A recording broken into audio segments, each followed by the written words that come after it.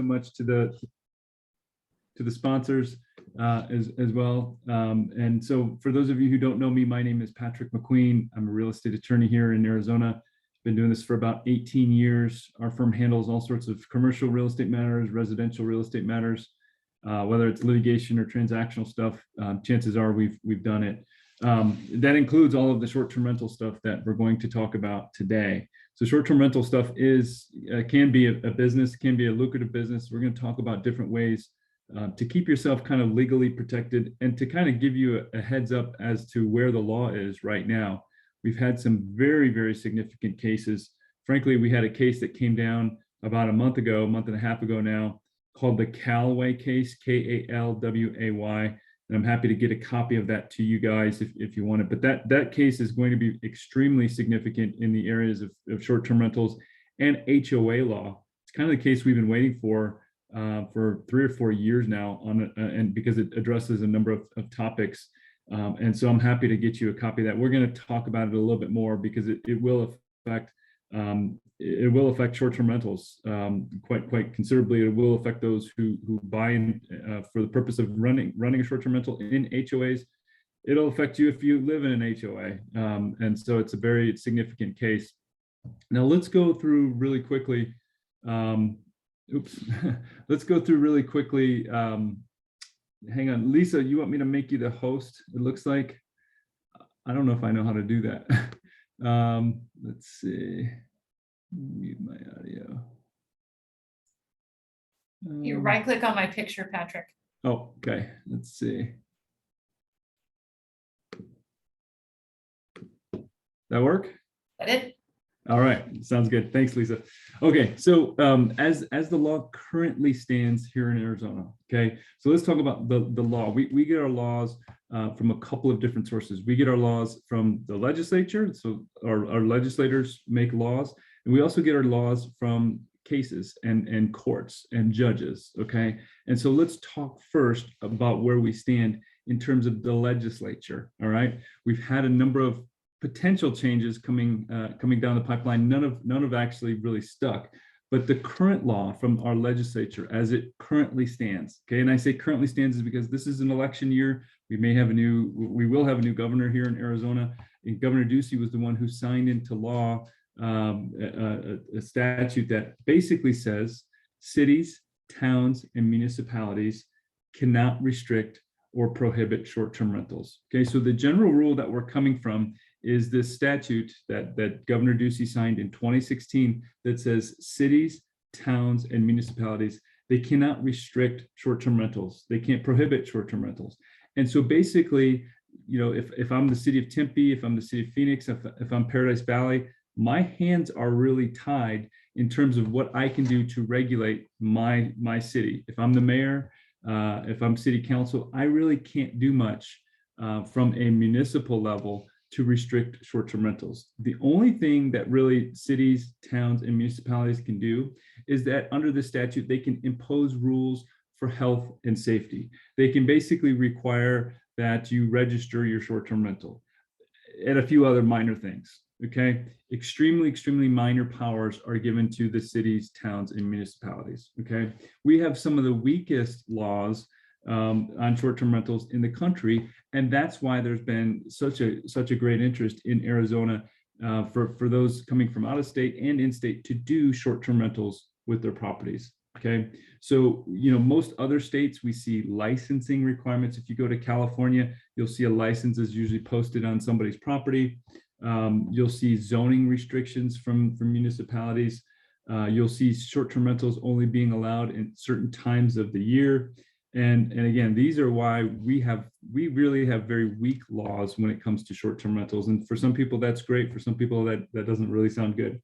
And since 2019, so that law came into effect 2016, okay? And so again, what Governor Ducey did was he basically prohibited cities, towns, and municipalities from passing laws or passing their own citywide rules or zoning restrictions on short-term rentals. He said, you cannot prohibit short-term rentals. You can't restrict them. All you can do is have rules that come out for health and safety. Okay, so very minor rules we have here in Arizona.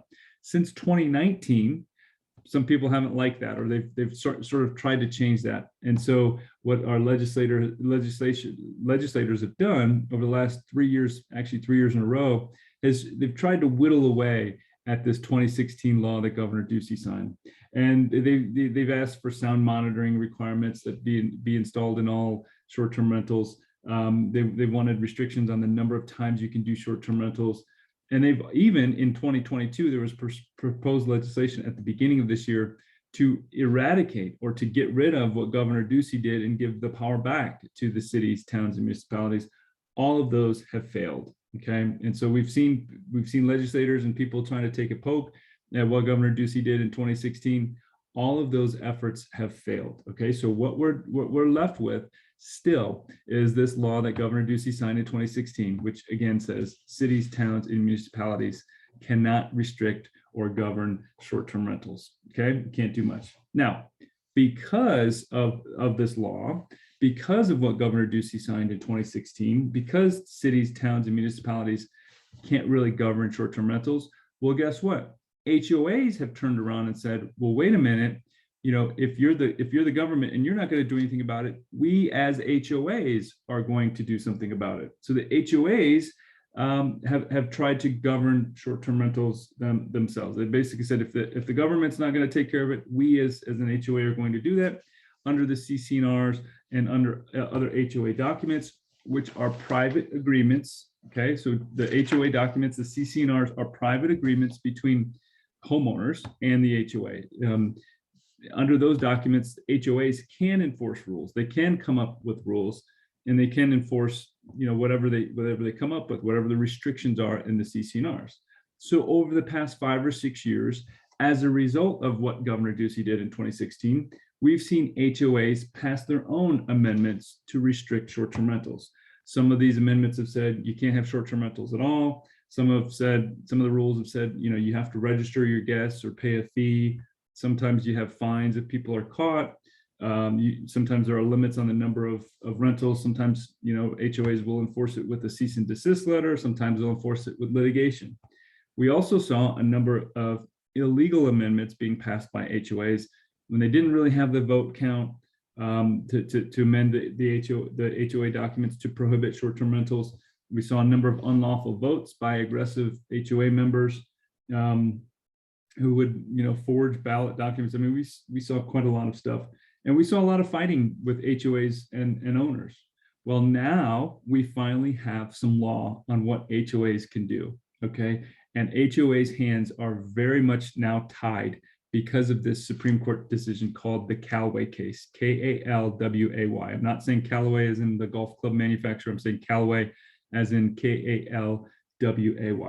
So this Callaway decision is this big one that I was talking about that we've been waiting for. Okay, and this Callaway case didn't even involve short-term rentals. It involved the powers of HOAs in general. Okay, and it's going to have a natural impact on short-term rentals, and we've seen quite a bit of litigation being filed and defended since this decision came out at the end of April. Okay, and again, so it's the Callaway case, and I can get you a copy of this opinion if you want it, because I want you to make sure you're informed about this, because you probably will have clients, whether on the sale side or on the buy side, asking about this. Okay, so the Callaway case is an interesting one. It actually involved an HOA of only 6 people. Okay, and they had a set of CC&Rs. They had the various HOA documents that you'll see in a homeowners association, and 5 of the 6 homeowners in this small community voted to require this sort of white horse fencing around everybody's properties. Okay, so this is out in a little bit of rural area, and they wanted to require horse fencing, this white horse fencing around everybody's property. Well, the one holdout, which was Callaway, basically said, no, I don't have to put white horse fencing. I don't want to put white horse fencing up. The CC&Rs don't require me to do that.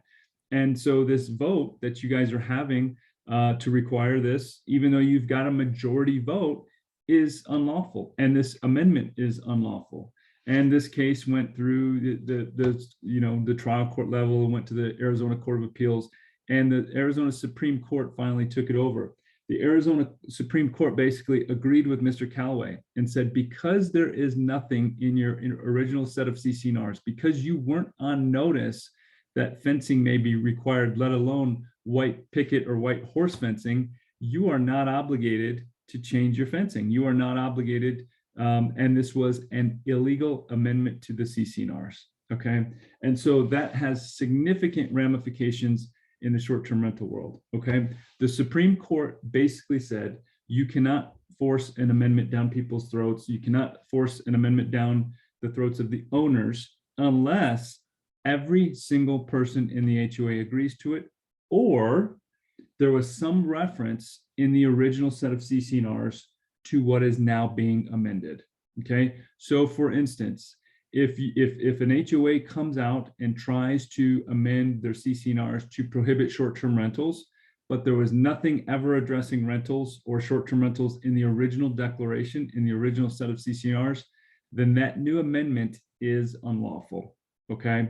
So this is going to have big ramifications. It's already having a big impact on those HOAs that kind of came out of the blue and restricted short-term rentals altogether. So again, the rule under this new case is 100% vote is required, or there must have been something in the original declaration, in that original set of CCNRs, that put people on notice that an amendment on this subject could come up, okay? This is going, and by the way, this case is retroactive in nature, okay?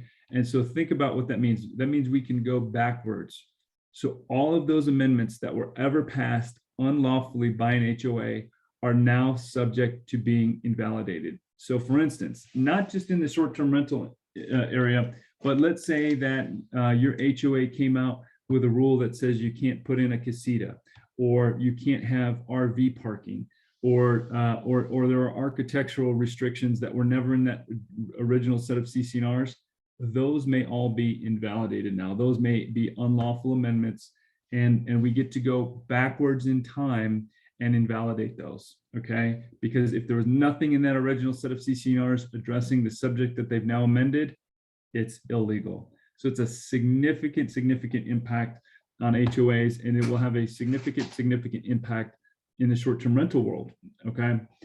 This case addresses the grandfathering issue that I get asked almost every week.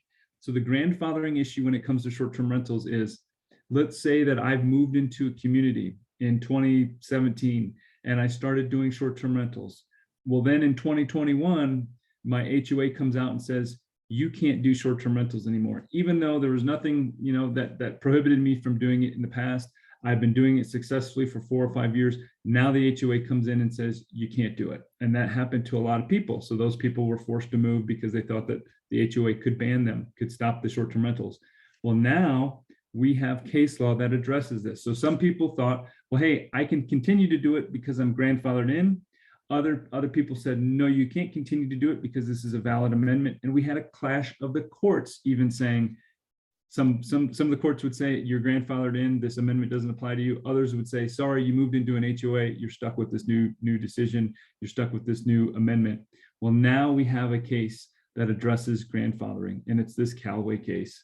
And it basically says we look to the original set of CCNRs, we look to the original declaration to see what was in there. If there was something addressing rentals or short-term rentals, well, then guess what? An amendment that prohibits them is valid. If there was nothing addressing it, guess what? An amendment prohibiting them is completely invalid.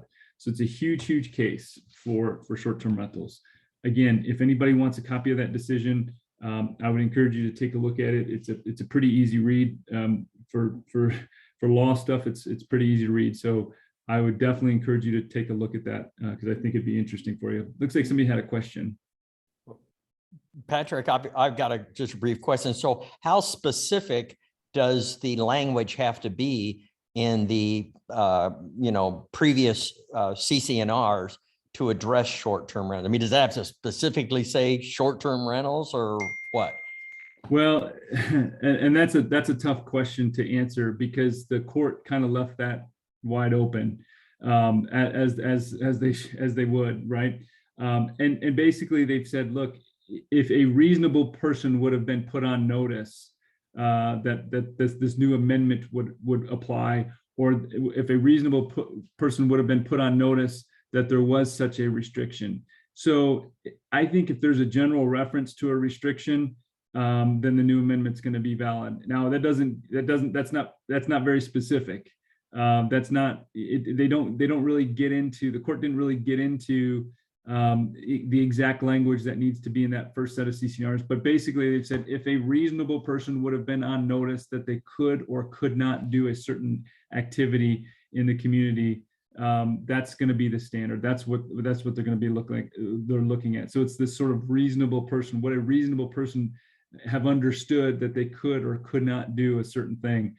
It kind of gives a lot of wiggle room. That's kind of the error maybe, or the shortcoming in this particular case is that it is difficult to kind of, well, you know, it references rentals, but it doesn't reference short-term rentals. And so, you know, what's the restriction here? Is it valid or invalid? So it's kind of tough. That's the shortcoming in this case. The other shortcoming in this case, I think, is that it doesn't really talk about a mechanism about how somebody goes about invalidating what's previously been done. And so do you just send a letter to your HOA to say, hey, look, what I think you've done in the past, these particular amendments are unlawful because you didn't get 100% vote, or there was no reference in the original set of CCNRs. Or do you send a letter, or do you have to file a request for declaratory relief with the courts? You know, that's the tough part. I don't know. And so your question is spot on, Mead, is that, you know, how do we determine, you know, whether it was truly referenced in that original set of CCNRs or not? And the answer that the court provided is, well, would a reasonable person have understood the restriction, or whether it existed or not? And so, you know, that it's not real specific, it's not real direct, and that's probably shortcoming. And like I said, I think the other shortcoming is there's no real mechanism to invalidate those prior amendments.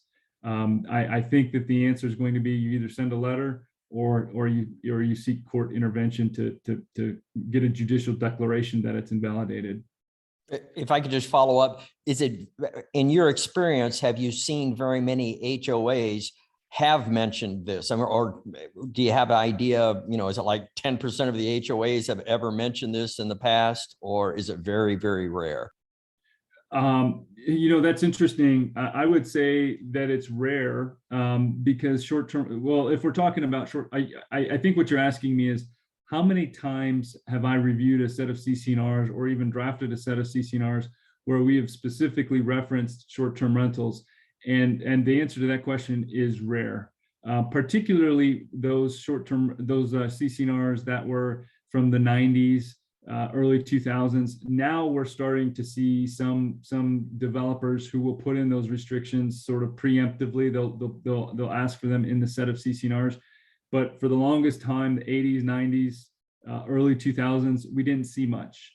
And so now, you know, and frankly, the short-term rental industry really took off probably 2005, 2007, when, you know, HomeAway and Airbnb and VRBO were kind of getting off the ground. And so, you know, that's going to be a problem for a lot of people who don't like short-term rentals or vacation rentals in their neighborhood, because most sets of CCNRs were just blank on the subject, or had a very insignificant reference to them because they're just not that prevalent at the time. But now we're starting to see, like I said, now some of the bigger developers are starting to include language in there that says short-term rentals are not permitted, or, you know, you have to get certain permission, etc. So it's rare that they will be in there.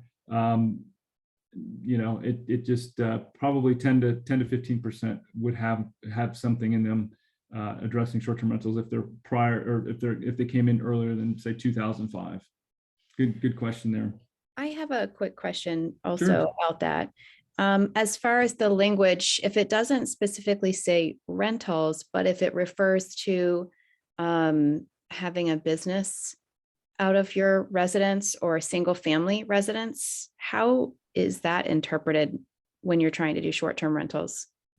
Yeah, that's a fantastic question too, Stacy. And the unfortunate part there. So let me paint a little bit more of a picture, because I know where you're going. I want to make sure everybody else understands this. So in a lot of sets of CC&Rs, there'll be pretty basic standard language almost that says something to the effect of, hey, this is a single family residence neighborhood.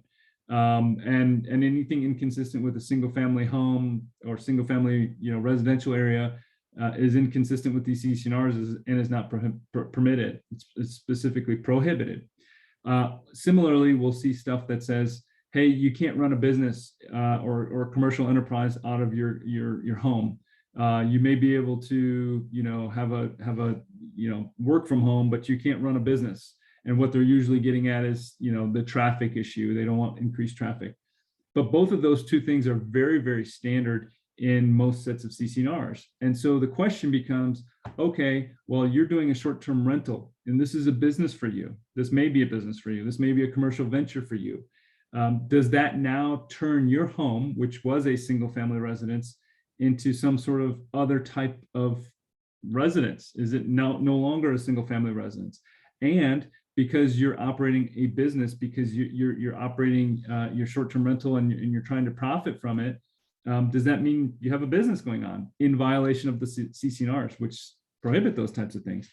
And unfortunately, Stacy, the courts have been extremely inconsistent with those types of rulings. So here in Arizona, you could literally go one courtroom to the next courtroom, and you may get a completely different decision. And so in some instances, some folks have said, hey, some courts have said, hey, you're now violating the single family residence requirement because you're allowing multiple families into a home at any given time. Now, there are ways around that. There are ways people have worked around that, or because you have an LLC and you've set up your short-term rental as an LLC, and you're advertising and you're marketing your property, and you've got consistent turnover, etc. This is now a business. And so the unfortunate part is some courts are of the opinion that's just part and parcel of owning a single family residence, that you can rent it out, that you can make a little bit of money when you're not there. And other courts take a much stronger, a much more literal view of the CC&Rs and say, well, no, that's a business. And so we've got this clash again of trial courts here in Arizona. Literally, you could go one courtroom to the next courtroom and get a completely different decision. So unfortunately, I don't know the answer to that question. I don't know how it would turn out in any specific situation, because there is so much inconsistency on that. But if you're opposed to short-term rentals, those are the arguments that you use, unless there's something in your CC&Rs that says that specifically precludes your ability to do short-term rentals. So you attack that short-term rental or the single-family residence requirement, or the fact that you articulate or you argue that somebody's running a business out of their home. Okay, so then on the client side, you're advising them this is a risk you're taking, that somebody will take you to court for this. That's exactly right. And I've actually created a waiver for agents, if anybody's interested, that basically says, look, you're looking for short-term rentals. I understand you're looking for short-term rentals. You need to review the CC&Rs. These are specific risks that you're taking on. So if anybody wants a copy of that sort of release and waiver, it's kind of a little bit of a fix for agents anyways. It doesn't really provide the homeowners much clarity, because there's just not a lot of clarity. But that is something that you ought to be warning. You ought to tell them, number one, read the CC&Rs, and number two, take a look at these specific single family residence provisions, the business provisions, and understand that somebody may take you to court. And the CC&Rs, if you think about it, are a very powerful document. The HOA in and of itself can take you to court, and individual homeowners can take you to court. So that's the CC&Rs are it's a private agreement. It's a private contract between the homeowner and the HOA and the homeowner and other homeowners. And so it's a very powerful document that allows people to do that. And so the unfortunate part is we don't have a lot of guidance, because again, some courts believe that these are businesses. Some courts say, no, this is just part and parcel of what you can do with a home. And so that's a tough part. That's a great question, Stacy. So in addition to this Callaway case that came out, there's a couple of other situations or legal issues that have come out. So remember what we're talking about here. We're talking about that 2016 law, and we're talking about responses and reactions to that. What we have now, or what we've seen over the last 5 or 6 years, is an HOA response to that 2016 law, and now we've got some clarity on that response by HOAs. We've seen cities and towns also react to the 2016 law. And what Scottsdale has done. Scottsdale's come out with their own ordinance that says you have to have a TRT license or TPT license. You can have a number of you can only have a certain number of people in the guests based on the number of bedrooms. And so we've not seen too many significant challenges to what Scottsdale has done. Where we're seeing challenges to Scottsdale is actually in the part of the ordinance, the Scottsdale ordinance, that says you can only rent out your entire property at once. If you have a casita or if you have a guest home, you can't rent out that separately.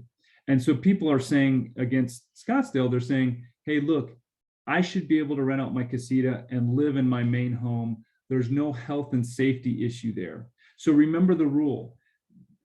Cities, towns, and municipalities can't govern short-term rentals except they can make rules for health and safety. Okay, and so the argument against Scottsdale that we've seen that we've asserted for some clients is that there is no health and safety justification for requiring that I rent out my entire property as opposed to just my casita and I can stay in my home. So that's one of the other things that we've seen in Scottsdale. We also saw in the town of Paradise Valley. Town of Paradise Valley recently came out with a number of regulations and new rules and ordinances. And basically, town of Paradise Valley requires background checks, requires proof of liability insurance, requires a landline for every floor of the home that there's there. They require timely response if there's an issue. Okay, and so the town of Paradise Valley and the mayor of town of Paradise Valley has been very outspoken against short-term rentals, or against, or at least he wants them very much restricted. And so the town of Paradise Valley came out with this new ordinance that is very restrictive on owners because there's a lot of problems with short-term rentals in Paradise Valley. And so now this gets political because the Attorney General's office, who represents the state of Arizona, the state attorney general's office, has come out and said, well, town of Paradise Valley, what you've just done is violated Governor Ducey's rules and his statute that he created in 2016. And the attorney general's office has basically recommended that the town of Paradise Valley not get state funds because they've turned around and created these rules that are unenforceable and illegal against Governor Ducey's 2016 law. So it's just become a mess here in Arizona. And I have the Attorney General's opinion on what the towns can and can't do if anybody's interested in that as well. So let's talk about a couple of other legal issues as well that we've seen. And these are about 4 or 5 legal issues that have come out of COVID, frankly, that they sort of started in the COVID era and have now become law. And remember, law works extremely slow, and legal and getting a decision from a court is very, very lengthy process. And so just now we're getting these rulings from stuff that happened during the COVID shutdowns. Okay, so in 2020 there were a couple of cases that were brought here in Arizona. There's 4 of them here in Arizona that were brought against homeowners. And the argument was, hey, I, as a guest, caught COVID at your home. You didn't have a proper cleaning policy. I somehow got sick at your house, and I'm going to sue you to recover my medical bills because I got sick enough that I had to incur a number of medical bills. And these cases actually went on longer than they should have, I think. And basically, the courts have finally come out and said, well, there was no way to prove causation in those situations. So a person who caught COVID at a short-term rental home would have to prove pretty much with no doubt that that's where they caught it. And the courts have finally said there's no way to actually prove that. And so the courts, though, in coming up with those rulings, have basically said, look, you really need to have a cleaning policy. For those situations in which an owner has a good cleaning policy and sticks with it, there will be no liability. And so one of the tips that we always give out is have a cleaning policy, communicate that to your cleaners, communicate that to your guests, and the likelihood of any liability for somebody getting sick is extremely low. Second issue that came out, and by the way, if you need a cleaning policy, I'll put my contact information in the chat box if you need that. It's available for you as a form. The other issue that came out as well is assumption of risk clauses or separate agreements. And so what we've seen people start to do is come up with these assumption of risk documents that basically say, look, if you get sick here, you assume the risk of that. If you fell down the stairs, you assume the risk of that. If you get hurt in the pool, you assume the risk of that. If the home is near a desert and you get bit by a snake, you assume the risk of that. If the home is near a golf course and you get hit by a golf ball, or your property is damaged by a golf ball, you assume the risk of that. And the courts have largely come out and said, in short-term rental situations, an assumption of the risk clause or an assumption of the risk agreement is enforceable. And so what we're recommending now are people have separate agreements that say all of these risks are on you as the renter, as the person coming in utilizing this property, and therefore because you signed this assumption of risk clause, the likelihood of you being successful in a lawsuit against me is slim to none. And so if you're an owner, you're going to want to have something like that. Another thing that came out of the COVID era were these cancellations and refund policies. Okay, and at first, when nobody knew what was happening with COVID, the courts were basically saying you have to give a full refund because this was so unprecedented that nobody knew what was going on. And at first, they came out and a lot of the courts were saying you had to give a refund because this is an event of force majeure. This is so unprecedented, act of God, whatever the terminology, each of the courts were different, they wanted to use. They basically said you have to give refunds. If you're an owner, you have to give a refund. Well, now courts have said, well, now that we know more about things, we aren't going to substitute our judgment for what you as the owner and what a guest agreed to. And so now the courts are basically saying, if you have your own cancellation policy and refund policy, you ought to, number one, but number two, it's a private agreement and we're not going to get involved. And so we strongly recommend that you have a good cancellation or refund policy. If you need a copy of a cancellation or refund policy, let me know.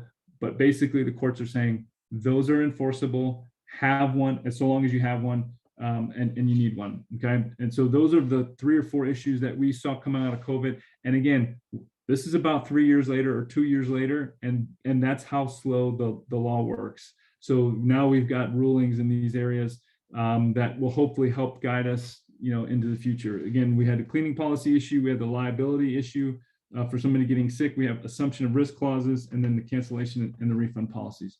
Now, the 5th sort of legal issue that I see fairly frequently or get questioned about is short-term rental arbitrage. We see people doing this as businesses, commercial ventures, apartments, etc. And what I'm referring to in the commercial arbitrage context is, let's say that Lisa and I have a rental agreement. I'm her tenant and I'm paying Lisa $4,000 a month to use her home.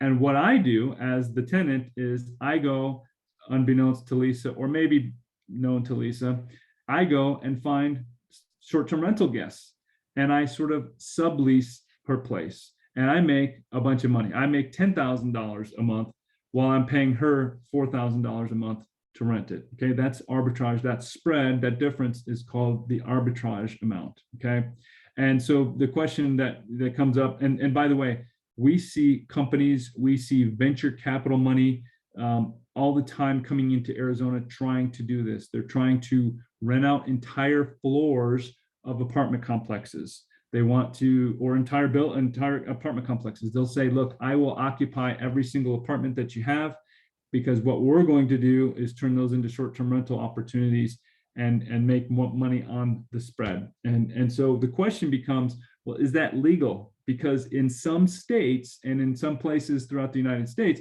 it's illegal. Some legislatures have come out, some state legislatures have come out and said, we don't want this type of business at all in our state.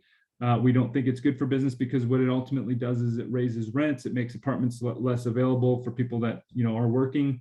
And so they've basically said, they basically outlawed the practice. Well, here in Arizona, it's perfectly legal, and it's a two-step analysis to look at.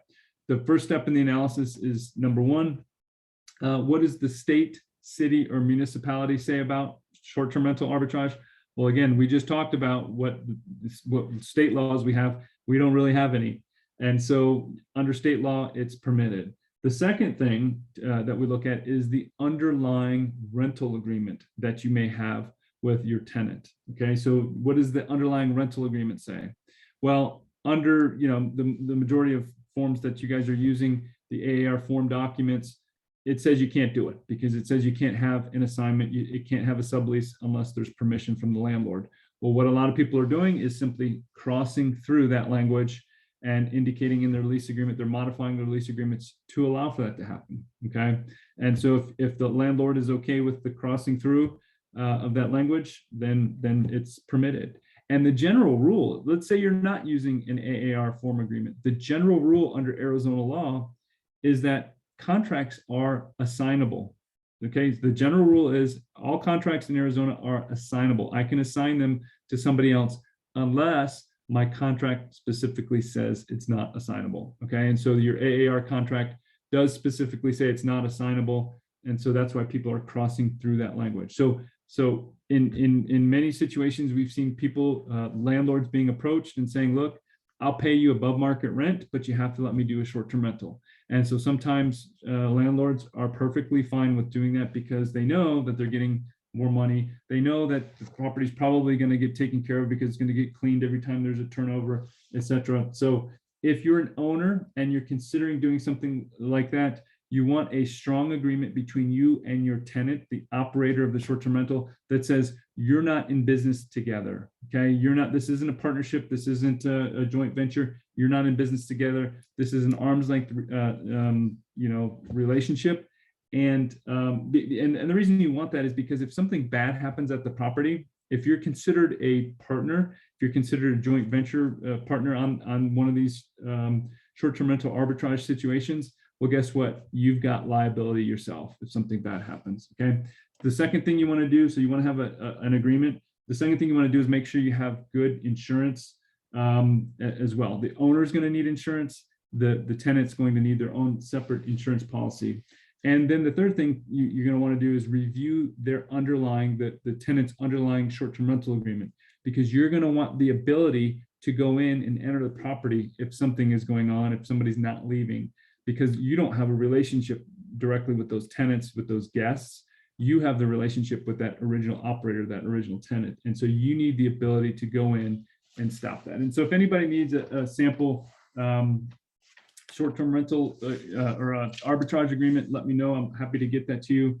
A couple of other things that we've seen, I'll kind of breeze through these things, is we've seen lawsuits by Arizona property managers against VRBO and Airbnb. In Arizona, the law says you have to have a license to procure leases for compensation. That's what property managers do, okay? And property managers have basically argued here in Arizona, well, that's kind of what Airbnb and VRBO are doing. They're out there, they've got this platform, and they're procuring leases, some of which are longer than 30 days, some of which are considered traditional leases, and they're not licensed to do that. They don't have a license. They're collecting fees, they're collecting money, they're making money on these deals, and they're making money off of a lease.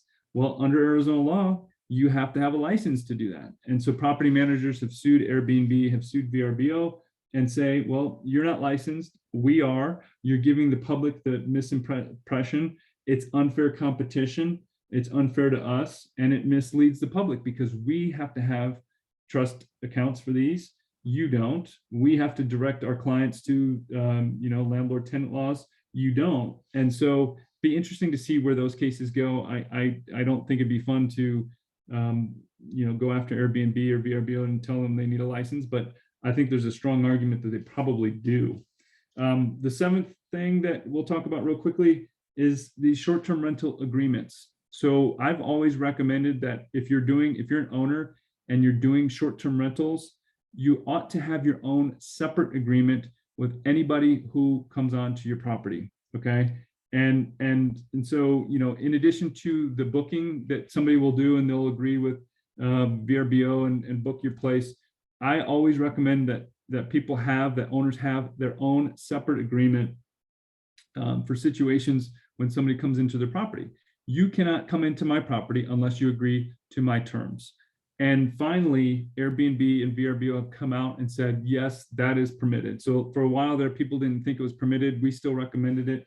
But you have to now disclose, you have to now tell in your listing, you have to now put this in your listing that you're going to require a separate agreement if that's going to be one of your requirements. And in that separate agreement, and if anybody wants a copy of a pretty basic short-term rental agreement that contains a lot of this stuff, let me know. We'll shoot that over to you. But you want to call these folks guests. They're not tenants. You don't want to call them tenants.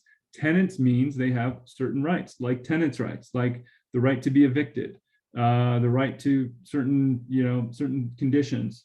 You don't want to call them that, because if you call them that, then they may try to enforce that against you. So in your separate short-term rental agreement that now Airbnb and VRBO allow, we're calling them guests, occupants, licensees, whatever you want to call them. Just don't call them tenants. Okay.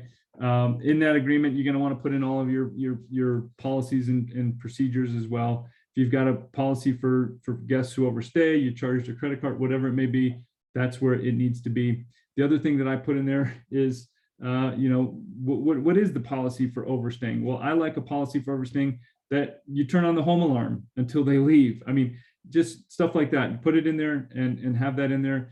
And that'll ensure that people aren't trying to take advantage of you as well. Okay, so I have a couple of quick tips real quick before we wrap up. Number one, always have that separate agreement.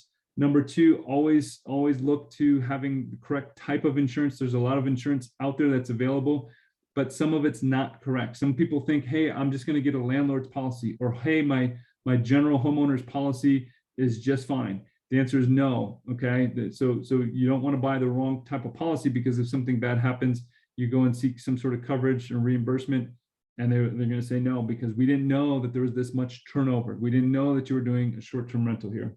And the third thing is consider having an LLC. At least suggest this to your clients as well. Have an LLC, because if something bad does happen at the property, you don't want their personal assets to be on the line. So those three things are usually the tips that I give out. But yeah, if anybody wants these forms, I can send them to Lisa. I'll also put my contact information in the chat, just in case. I know we actually went over a lot of stuff, starting with where we're at with the current legislation, the Callaway decision, some of the stuff that's come out of COVID, the different policies. And so, if you need any of that stuff, let me know. I'm going to put my phone number and email address in here too. But if anybody wants the stuff that we discussed, just let me know. And I'm also going to send it to Lisa, so she has copies of it as well.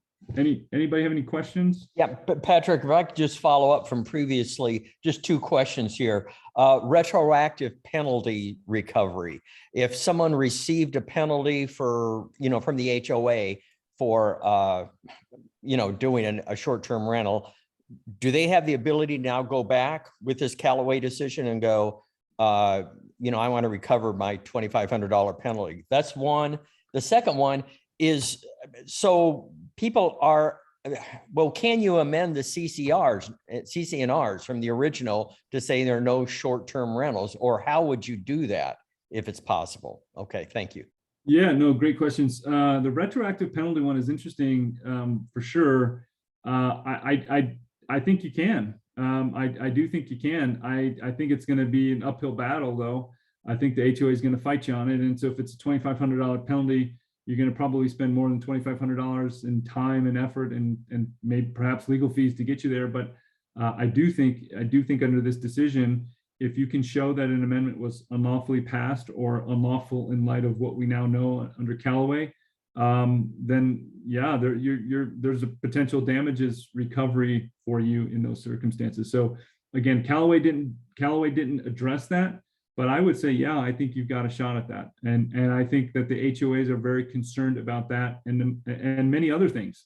It's not going to be just a short-term rental recovery that they're going to seek. It's, hey, you didn't let me do XYZ with my property and now I've lost value, or you didn't let me do whatever else with my property, and or you fined me in a situation where you couldn't and I want my money back. And so I definitely think that that's possible. So your question is, how do you even amend the CCNRs now to prohibit short-term rentals in light of Callaway? I think you got to get 100% vote, or you got to hope that there's something in the CCNRs that gives you sort of this small room to argue that it applies to short-term rentals. Stacy said something earlier. Stacy on the call said something earlier about going after the single-family residential neighborhood kind of statement that's in a lot of these CCNRs, or the business statement that says you can't run a business out of your home. If there's nothing addressing short-term rentals in your CCNRs, then I would argue under those two provisions that you've got a chance. It's a small chance of being able to amend the CCNRs, or you got to get 100%, and that's tough. So I think it's going to be tough now. For amendments to pass, frankly, unless HOAs go through this major sort of process of vetting whether and the basis for doing the amendment. I think it's going to be much more difficult for HOAs to operate now in light of this decision. So I think it's going to be tough. I think you're going to have to grasp for some straws in many of these situations. Great question.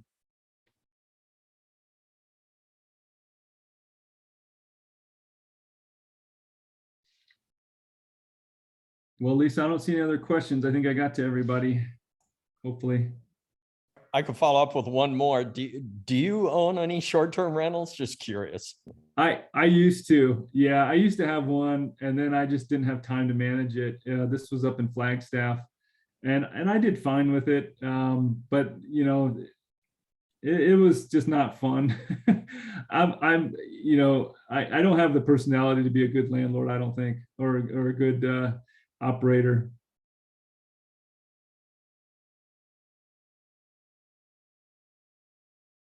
Same thing goes for regular rentals. I had a few of those, and just I don't have the stomach for it sometimes.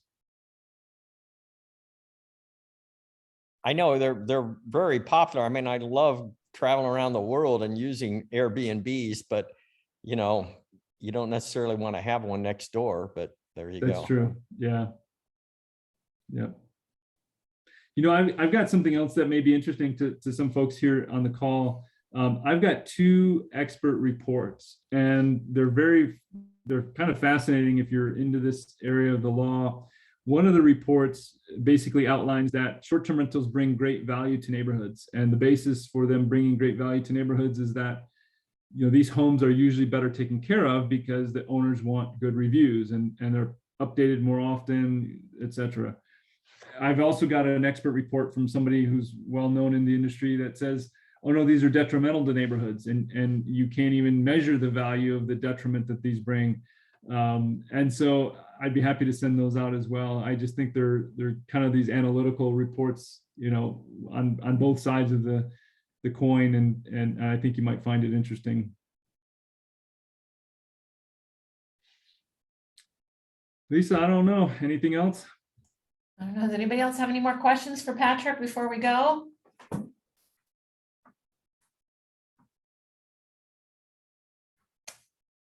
No, if that's it, then we will go ahead and close our class. Patrick as well. Oh, Lynn, do you have your hand up? Oh, we can't hear you. You're muted. Okay, good. So I did send email to Patrick, but I would like to check with him if you get my email, because like last time I sent him the email and didn't get your reply or response yet. So just would like double check if you get my email. I sent you a minute ago. Is it under Rachel? Yes. Just got it. Okay. So thank you. You bet. Thank you. Of course. All right, and we have a lot of requests for all those documentation and everything you mentioned earlier, Patrick. Go ahead and yes, send it my way, and I'll be happy to blast it out to everybody that attended today. Not a problem. And with that, unless anybody else has a question. I did. Okay. Actually, Maria? I've noticed in my neighborhood that they have those signs like the realtors use, but it says like not hotels. You know, I'm like, is there? I don't mind seeing having Airbnbs around me, but I guess some of the neighbors they post that sign. Is there some organization that's giving them out, or why is that even? you know? Yeah, I've seen those too. They'll say something like homes, not hotels, or something like Yes. that, or Yes. I don't know of the organization that's doing those. I don't know if they're making them themselves or they're doing it. Our firm has been involved in some litigation about those signs and about some of the behaviors that some neighbors have, when they're expressing their distaste for short-term rentals, they go overboard. And what that could be is what's called tortious interference with a contract.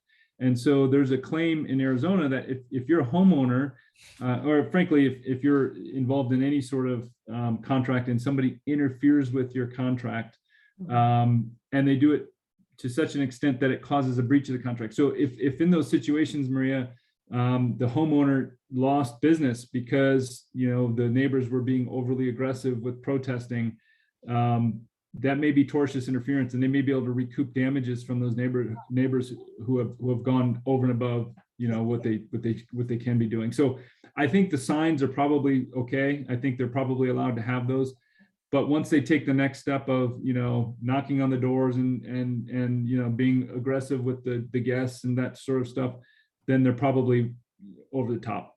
Yeah, we don't have HOA. That's why. Yeah, That's it. exactly. Yeah, because the HOA would probably say you can't have any yard signs. Yes. Yes. Thanks. You bet.